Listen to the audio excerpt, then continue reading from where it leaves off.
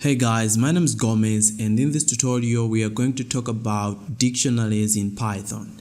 We are going to talk about everything that is there. We are going to talk about creating dictionaries. We are going to talk about adding items to a dictionary, updating, deleting, and at the very end I'll also talk about how you can loop through a dictionary.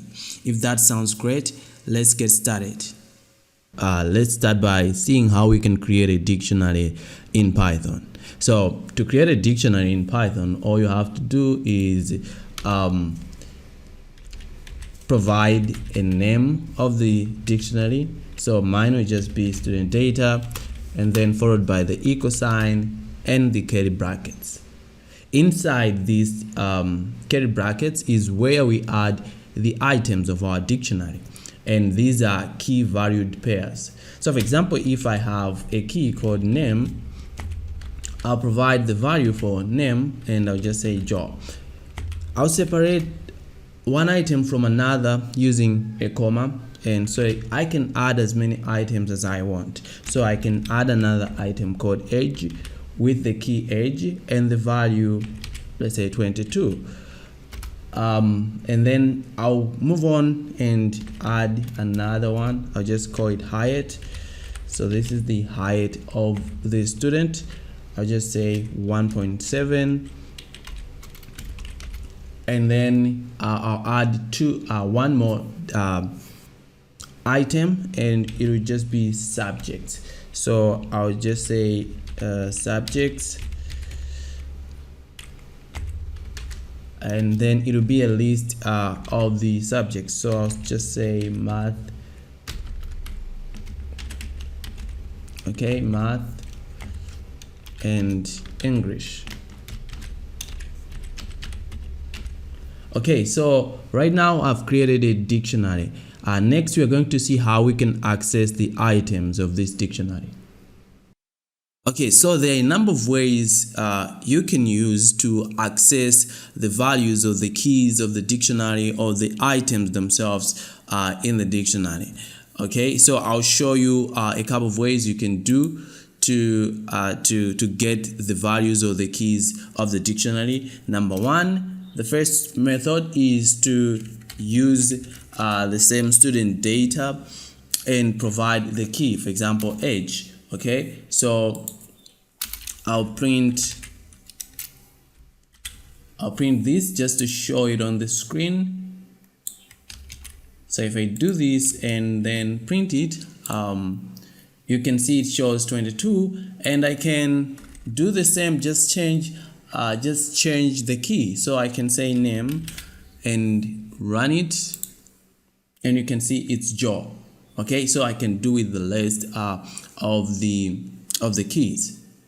This is one way of doing it, but there's another way of getting the same results. So I can use the function get. So I can say student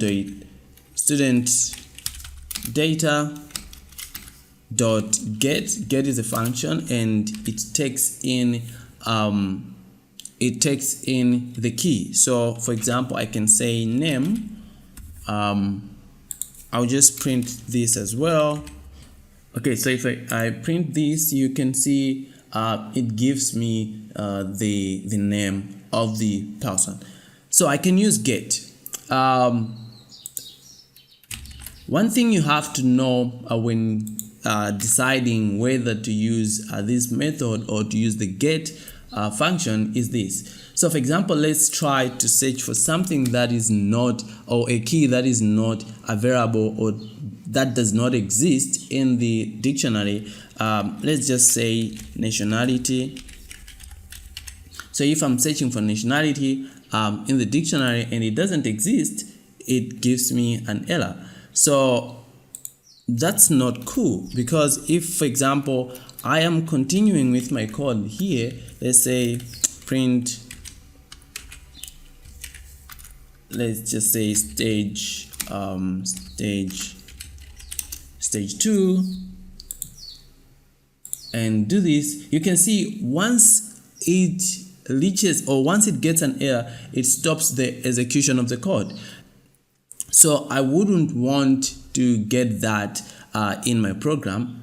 So to run away from that, you can either use get, or I'll show you another way to achieve the same. So we can use get, because if we use get and provide a key that is not there, for example nationality, and run this, you can see it just says none, and it will continue, like if there's something to print, or it will continue with the execution of the code. So let's do this, and you can see it just tells you none, and it continues. With get, you can say if you don't find the item in the dictionary, you can just say let's say doesn't exist. Let's just say doesn't exist. So if I do that, you can say instead of saying none, it will tell you it doesn't exist. So that's the good thing of using get. If the item is not found, you can also specify what you want. If you still want to use what I would do is, first of all, check if this key exists in the dictionary. So to do that, I would say if, let's say student data, or student data, I would say if the key that I'm looking for, let's say in this case I'm looking for name, I would say name in student data dot keys. I'll talk about this key function in just a moment, but right now let's just use it. So I would say I'll just take this and check it. Okay, so I would say first of all check for nationality if it exists, and then continue to run the code.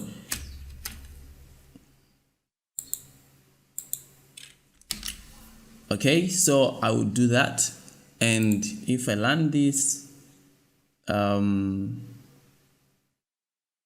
we are saying if key varied pair.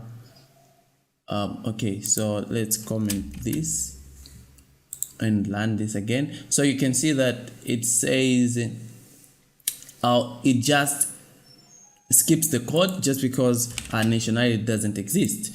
But let's try something that is there. So let's check for name first and then use name. So I'll check for name first, and then I'll print name if it only exists in the dictionary. This is really helpful because you might face errors just because maybe you haven't checked these things, and like simple errors, and they might take you time just to figure out where you're not getting things right and everything. So it's always good to check first. If it exists, then perform whatever you want to do. But for simplicity, I'll just use get. So that is how you access values in your dictionary. We have seen how we can access items in a dictionary, but most of all how we can create a dictionary. Right now, let's focus on how we can update things in a dictionary, or how can we update the items that we already have in a dictionary. To do that, there are also two ways that I'll teach you.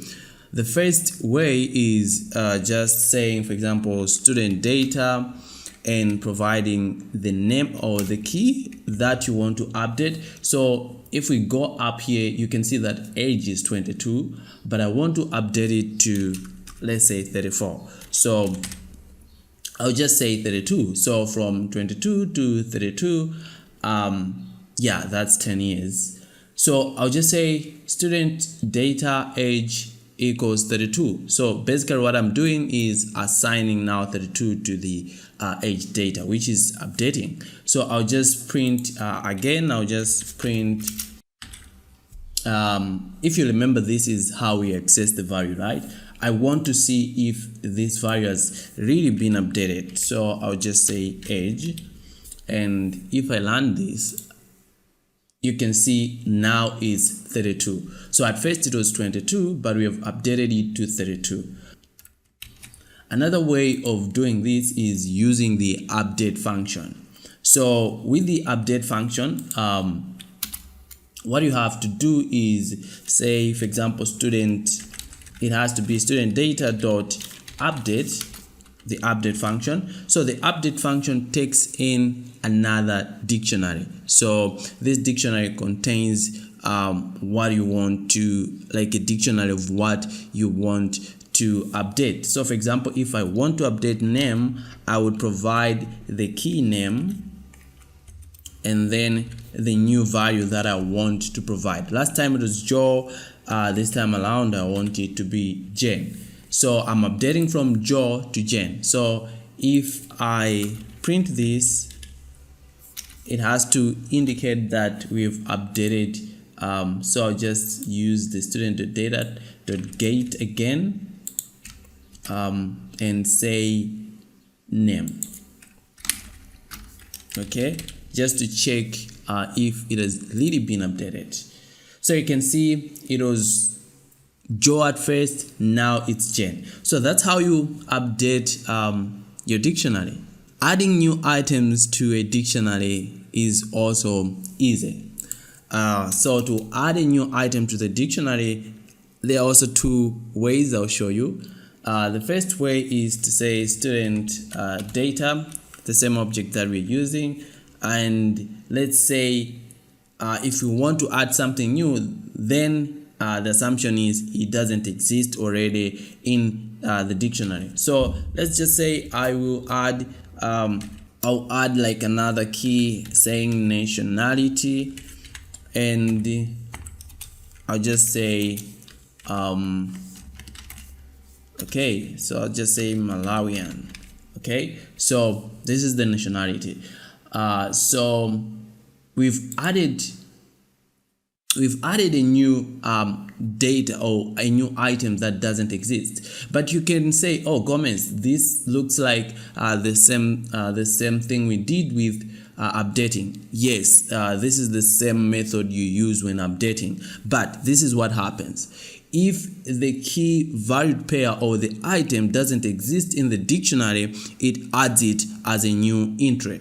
If it exists in the dictionary, it will update. So that's the difference you have to know. So for example, if I try to print the whole dictionary, student data, it has to show me a dictionary with a new item. So you can see now nationality is added to the dictionary.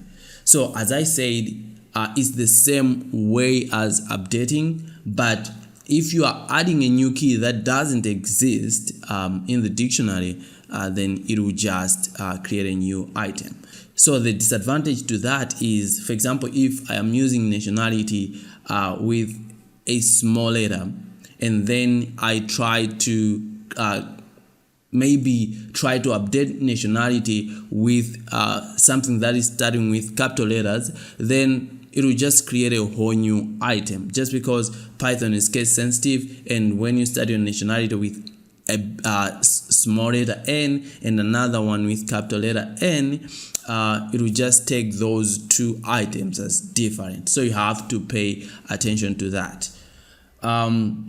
Another way of updating, adding new data is using the same function update. Now you've guessed that as well. So we will just add a dictionary that doesn't, let's say an item that doesn't exist in the dictionary already, and it will create that new item. So let me show you how you can go about that. So I would say student data dot update. So let's say we have, okay, so I will remove this nationality here so that it shouldn't okay, let me not confuse you. I'll just add another thing. So what should I add here? I I will say I'll add another one and say language. Let's say your native language for the student. So I'll just say, let's say Chichewa. Okay, and if I do this, since it doesn't exist in the dictionary already at this moment, it will just create a new entry. So if I print the dictionary one more time, so student data, you can see that a new entry has been added to the dictionary. So that's how we add new items to the dictionary. Okay, so right now let's remove some items from the dictionary. So I'll show you 3 ways you can use to remove items from the dictionary. Method number 1. The first way is to use the pop function. So if I say student data.pop and provide the key, for example, I want to remove, let's say, age, and then down here I'll just print the dictionary just to see if I have removed age from the dictionary. So if I run this, you can see that we have removed age from the dictionary. Like, this is the dictionaries and we don't have age there. So that's one way of removing items from the dictionary. Method number 2 is to use pop item. So what pop item does is to remove the last item from the dictionary. So if I say student data dot pop item and print the dictionary, you will see that this is the last item, language Chichewa, and you see that it removes the last item from the dictionary. So that's what pop item does. Another thing that we can look into is using delete to remove items from the dictionary. To use delete, all we have to do is say del and then provide what we want to remove from the dictionary. So we would say student data, and let's just remove subjects. And if we do that, you will see that subjects will not be in the dictionary. That's how you remove things from the dictionary. Okay, so now let's talk about how you can loop through a dictionary. And before we do that, I want to show you like a number of functions that are there within the dictionary object that you can use to access, let's say, different things or different items of the dictionary. What I'm trying to say is, let me just give you an example. We have, for example, a function called keys, and if you let's say, I'll just say print, okay, and then say student data dot keys, and this function returns a list of all the keys that are available in the dictionary. So you can see it says dict keys, and then it gives a list of all the keys that are available in the dictionary. Remember, we have removed some, so these are the remaining keys in the dictionary. We also, so this is the keys function. I'll just say keys, and we also have the values function. And the values function, what it does is, I'll just say print student data dot values. So the values function, it just prints a list again of the values, all the values in the function. Another cool function that is there is the items function.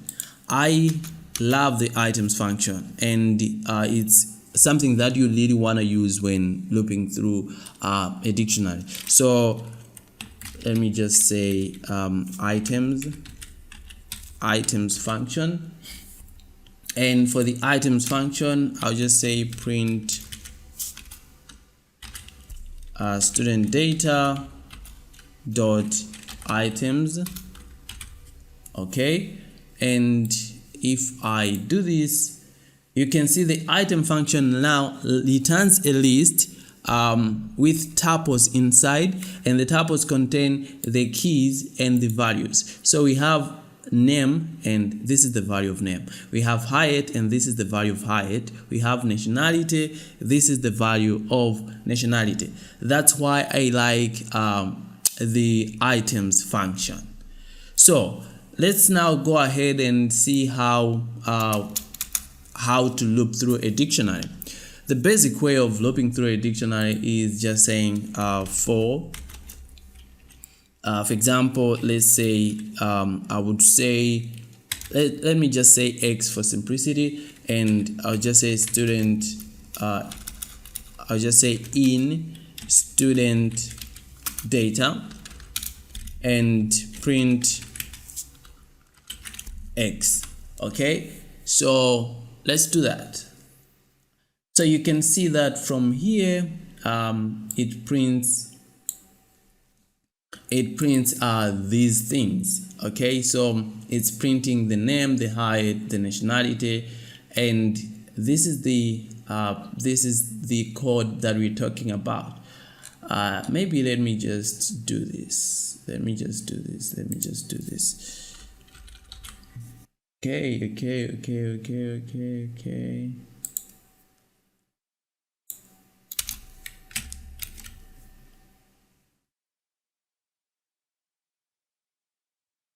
Okay, let me just do that for now. Okay, so you can see that it has name, age, height, and subjects. So that is what we have, all the keys that we have in the dictionary. So this is one way of doing it, and it makes sense if I just say here key, because basically what we are getting are the keys. So I would say key and learn it again, and it gives me the same data. So that's one way of achieving what we want to achieve. Another way is accessing the keys with the keys method, and then getting the data from that. So for example, here, before I leave this code, I would say, since we have the key, I would say student, to get now the value, I would say student data, and then I would include the key inside. So with this, what I'll get is the value now, because this is the same thing like what we were doing above, giving the dictionary and then the key. So that's what we're basically doing here.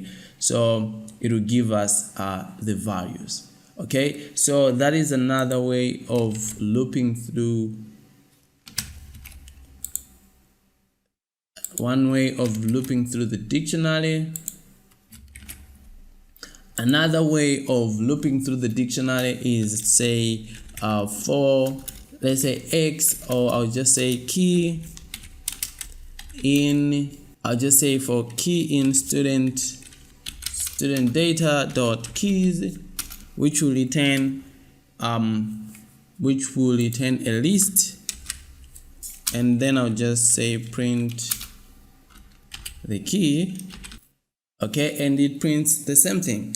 But what I love to do is to use the items method. So with the items method, this is what happens. So you say key and then value.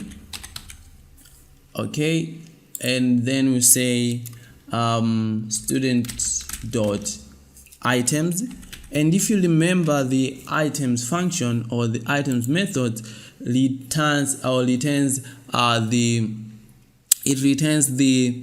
list with tuples. So first of all, let me just say here, for simplicity, let me just say item to avoid confusing you. Let me just say item, because it returns a list of the items. So I'll just say item. Okay, so if I do this and run this, you can see it now returns tuples, and the tuples include the name and or the key and the value. So how do I specifically get the actual keys and the actual values? For that, we use what we call destructuring. So with destructuring, when for example you have a tuple like this, you can just provide the same number of variables. So I would say key for this, and then I would say value for the next thing. Okay, so this is called destructuring. And if I say key, okay, and I'll just add a comma and a space and say value. Okay, and if I run this, you can see that now I get the keys and the values. So basically that's how you can access, that's how you can loop through a dictionary. Okay, so let's finalize this tutorial by seeing how we can copy a dictionary. So for example, we created a dictionary above here called student data, and what we want to do is to copy that dictionary to another dictionary. So I will just create a dictionary and say student, just call it student X, and I will I want to copy the student data dictionary. You would think the best way to do it is to say student data and have a dictionary like this. So for example, if I now print student X, you would think everything will work fine. But let me do one thing to show you what happens. So for example, if I say student data, if I say student data dot update, and let's say I want to update the name to another thing, so to another name, so I'll say name equals, name should be, I'll just say edited name. So let's say this is the new name. So you should check out what happens to student X. So you can see that every time I edit student data or I do something to student data, student X will also have the same changes. This is just because Python has created an object in memory, and these are just pointers to that object in memory. So basically, when we're doing this, we are referring back to the same object in memory, though we have two different names. Okay, so to go around that, what we do is we use two functions. Number one is using the function dict to create a new dictionary out of an existing dictionary, or the other method is to use copy. So for example, if I use dot copy here, basically you will see that I have really created a new dictionary. You can see that it contains the same name that the old dictionary had. And okay, let's just do this. I will also print student data here so that we can differentiate. So you can see that student data now has the edited name, but it doesn't affect this just because we have created a new object in memory. That's one method of doing this. Another method is to create a new dictionary from an existing dictionary, and to do that we use the dict function. And if we do that, we have copied the student data dictionary, and we have that same version with student X, and there are two separate dictionaries. So that's it all for this tutorial, guys. I hope to see you next time.